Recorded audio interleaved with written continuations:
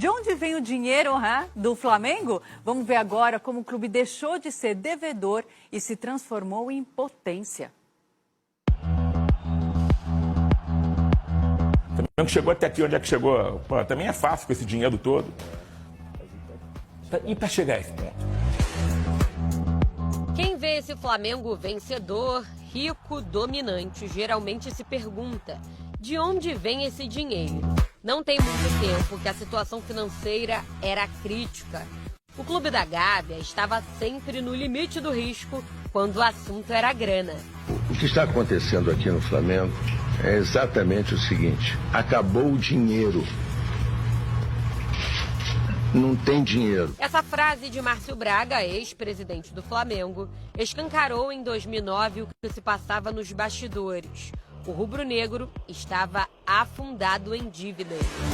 O salário às vezes atrasava um pouco, né? Na minha época de Flamengo, um mês, 2 meses, mas de uma forma geral a gente sempre acabava recebendo e terminando o ano em dia ou muito próximo disso, né? Acontece que não foi da noite para o dia que os cofres ficaram cheios. O clube passou por um longo processo de reestruturação. O jogo só começou a virar a partir da gestão de Eduardo Bandeira de Melo, no fim de 2012, há 10 anos. Esse processo de saneamento das dívidas foi um processo que durou muito tempo, né? No início a situação era catastrófica, mas a torcida do Flamengo, eu agradeço muito a ela, teve que sofrer, se sacrificar aí por 4, 5 anos. É um projeto de rubro-negros bem-sucedidos nas suas carreiras profissionais, inconformados, né, com umas poucas partes das nossas vidas que não andavam direito, que era, né, o nosso time de coração. E nós começamos a nos organizar bem antes da eleição. Nós chegamos a participar de uma eleição ciente que íamos perder, para conhecer o processo. Eleição garantida, a missão era reduzir as dívidas e aumentar a receita. A gente estimava uma dívida entre 750 e 830 milhões à época, em 2013. Corrige, sabe onde é que vai dar isso agora. Quando a gente contou dinheiro, quanto é que tinha para receber no ano, tinha 180, 150 milhões para receber. O patrimônio líquido era negativo em 450 milhões. Estado de terror e pânico. Nós temos que nunca deixar de ser grande, de mirar o grande e reconhecer a nossa grandeza interna. Mas você não pode ser cego à sua realidade. E a realidade do Flamengo era de fome. E ao longo do tempo fomos qualificando muito as pessoas. Então, como eu te falei, primeiro ano, 2013, 260 milhões. Segundo ano, 360 milhões. Nós lançamos o programa de sócio-torcedor em 26 de março. De 2013, foi muito rápido. Internacional de Porto Alegre, que eu dei como exemplo, já ganhava um dinheirão com um programa de sócio-torcedor, né? Já tinham outros clubes que tinham, o Flamengo não tinha colocado em prática.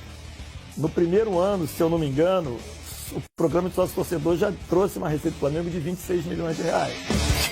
Logo no primeiro ano de gestão, o Flamengo conquistou o título da Copa do Brasil. Bola, campeão da Copa do Brasil, Flamengo Hernani! A gente conseguiu conquistar um título e não fazia parte do nosso planejamento. A gente não imaginou que ia ser campeão da Copa do Brasil. Isso realmente não fazia parte, né? A gente tinha um planejamento de 10 anos, que a gente conseguiu fazer em 6. É bom lembrar que a fama dos cariocas no mercado era ruim. Aliás, carregavam uma das maiores dívidas do futebol brasileiro. Faltava credibilidade. O que acontecia quando a gente ia falar com os patrocinadores, potenciais patrocinadores, com os fornecedores do Flamengo? Eu vivi isso. Você chegava lá pro cara, né, uma administração nova, falava assim: olha, a gente é muito diferente, a nossa história é assim, a história, né? Pô, um monte de gente com uma visão empresarial aqui no clube. Então faz o seguinte: eu estou te devendo uma nota preta, mas continua me fornecendo e eu vou estabelecer aqui uma forma de te pagar a dívida de uma maneira homogênea. Aí o cara falava: pô, mas tem que me pagar. Eu falei: não estou dizendo que eu vou pagar, mas eu não tenho dinheiro agora para te pagar.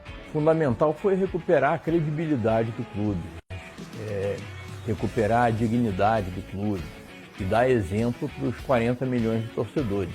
Você usa aí competência técnica, muita transparência, muita integridade, impessoalidade, nenhum tipo de privilégio, ninguém contrata parente.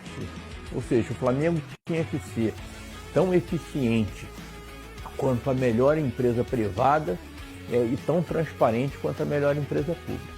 Por pelo menos 3 anos, o futebol pagou o preço por isso. O torcedor sonhava com grandes contratações e sofria com os resultados esportivos.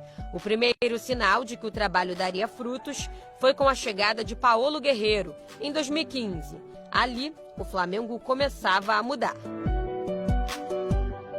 Para o mercado em geral que dizia, o Flamengo, o que adianta ter um clube organizado e pagar salário em dia se não ganha nada? Quando a gente trouxe o Guerreiro, uma contratação de impacto, efetivamente, né? E a gente conseguiu, o Guerreiro veio através de um equacionamento financeiro, a gente fez uma CCB, foi um produto financeiro que a gente fez para trazer o Guerreiro. E acho que o grande marco, talvez tenha sido até a inauguração do CT profissional, né? Que realmente foi um momento em que ele disse, olha, o Flamengo efetivamente está apostando na sua infraestrutura, está apostando na sua base. Mas acho que a vinda do Guerreiro foi essa, como diria o Bruno Henrique, essa mudança de patamar, né? A merecida reeleição de Bandeira, em 2016, prometia fazer o futebol decolar. Com dinheiro em caixa, a estrutura do CT também melhorou. 2016 foi o ano do cheirinho, e já veio o Diego, né? Foi outra contratação importante. Poderia ser campeão? Poderia, tanto que chegou perto. Mas a rigor não dava para ser. A grande contratação daquele ano foi o meia Diego Ribas.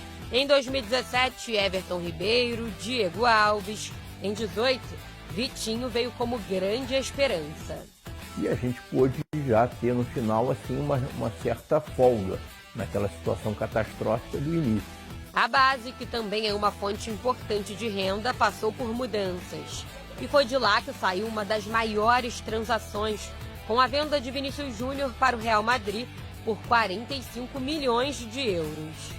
Nós fizemos um mapeamento lá com o Biazorta, nós pegamos os 300 melhores jogadores brasileiros, entre 25 e 28 anos, e fomos tentar descobrir onde eles nasceram e onde eles foram formados. Quando nós vimos onde a maioria dos clubes que formavam bem, onde tinha uma coincidência alta, nós fomos procurar aprender lá, com humildade. E onde é? Atlético Paranaense era um belo exemplo, São Paulo era outro exemplo, Internacional de Porto Alegre era outro exemplo. O faturamento aumentou, a dívida foi caindo. Veio a passagem de bastão para Rodolfo Landim em 2019. O ano mágico. Novos dirigentes, mas a mesma mentalidade. Agressivo no mercado, o Flamengo trouxe 9 nomes de peso para aquela temporada. Gabigol, Arrascaeta, Bruno Henrique, Felipe Luiz, entre outros. Depois de 38 anos, o clube voltou a conquistar uma Libertadores depois de 10 anos do Brasileiro. Virou o time a ser batido. De 2019 para cá, foram 11 conquistas, um faturamento de mais de R$1 bilhão. De devedor à potência, o clube quer mais. Disputa no início de fevereiro, pela 3ª vez, o Mundial de Clubes. Colheu o que plantou e virou exemplo. Então, respondendo àquela famosa pergunta, de onde vem o dinheiro? De muito trabalho.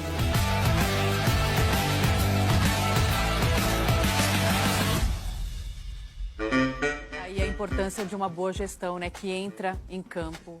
O Flamengo passou por um momento ali de austeridade, né? Segura a grana, não contrata ninguém, vamos tentar organizar a casa primeiro lá com Eduardo Bandeira de Melo. O resultado está aí, né? Uma gestão competente, uma gestão até um tanto quanto corporativa, né? Ele que trabalhou a vida inteira no BNDES, implantou algumas